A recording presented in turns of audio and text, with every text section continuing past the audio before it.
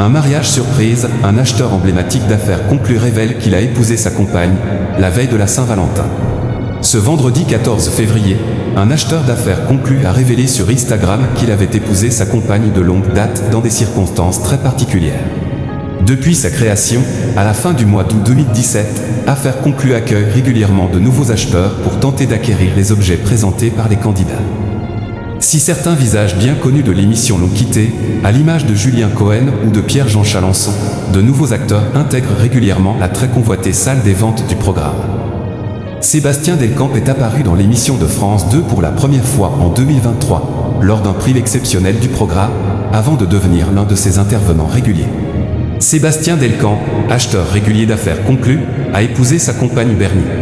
Ce vendredi 14 février, jour de la fête des amoureux, le propriétaire d'une place de marché a fait une grande annonce sur son compte Instagram.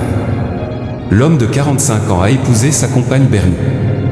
Pour la Saint-Valentin, il y a la façon traditionnelle, sobre, discrète.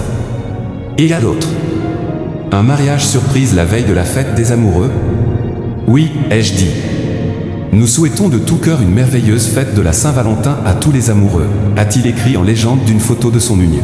Pour cette occasion particulière, Sébastien Delcamp et Bernie ont choisi un lieu bien particulier, une salle accueillant habituellement des escape games. L'acheteur a reçu de nombreux messages de félicitations après son annonce inattendue, dont celui de son partenaire à l'écran, Jamel Bantma. « Félicitations, vous êtes magnifique », a-t-il écrit. « Félicitations. Je vous embrasse bien fort », a également réagi Nathalie Cassini, autre intervenante du programme. Sébastien Delcamp a rencontré sa femme dans de drôles de circonstances.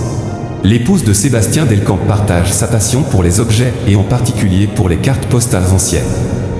Le vendeur avait dévoilé dans les colonnes du magazine belge Ciné Télé Revue les circonstances très particulières de sa rencontre avec son amoureuse.